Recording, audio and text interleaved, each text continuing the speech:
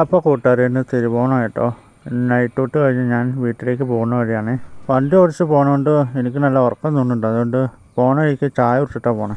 വീട്ടിലെത്തിയപ്പോഴേക്കും അമ്മച്ചി സദ്യക്കുള്ള കാര്യങ്ങളൊക്കെ നോക്കിക്കൊണ്ടിരിക്കുകയായിരുന്നു. ഞാനാണെങ്കിൽ അമ്മച്ചിയുടെ കൂടി പായസം ഉണ്ടാക്കിക്കൊണ്ടിരിക്കുകയായിരുന്നു. എല്ലാ തവണയും ഗോതമ്പ് സേമിയ ഉണ്ടാക്കണതുകൊണ്ട് ഞങ്ങൾ ഇത്തവണ അടപ്രഥമൻ പിടിച്ചു. ഞാൻ പായസം ഉണ്ടാക്കിക്കൊണ്ടിരിക്കുമ്പോൾ ഒരാൾ അപ്പുറം തന്നെ ഉപ്പേരിയും കായവറുത്ത് തിന്നുകൊണ്ടിരിക്കുക. വീട്ടിലെ പൂച്ച കായവറുത്ത് തിന്നില്ലാത്തതുകൊണ്ട് ഒരു വശം ബ്രെഡ് ഇട്ട് കൊടുത്തു. കൂടെ ഞാനും 2 വശം തിന്നു. ഉച്ച ആയപ്പോഴത്തേക്കും കറികളൊക്കെ റെഡി ആയിരുന്നു കേട്ടോ. സാമ്പാർ, അവിയൽ, ക്യാബേജ്, പപ്പടം, ഇതൊക്കെ ഇത്രേ ഉള്ളൂ. ഞങ്ങൾ ഒരുപാടൊന്നും ഉണ്ടാക്കിയില്ല. ഓണസദ്യ കഴിഞ്ഞ് ഞാനും പൂച്ച കുറച്ച് നേരം വിശ്രമിക്കാനിരുന്നു. വൈകിട്ടായപ്പോൾ പെട്ടെന്നൊരു തോന്നലായിരുന്നു ഒരു സിനിമയ്ക്ക് പോയല്ലോ. ഞങ്ങൾ ലോക സിനിമ കാണാൻ പോയി. ഞാനും 2 അനിയന്മാരും മാത്രമേ ഉണ്ടായുള്ളൂ.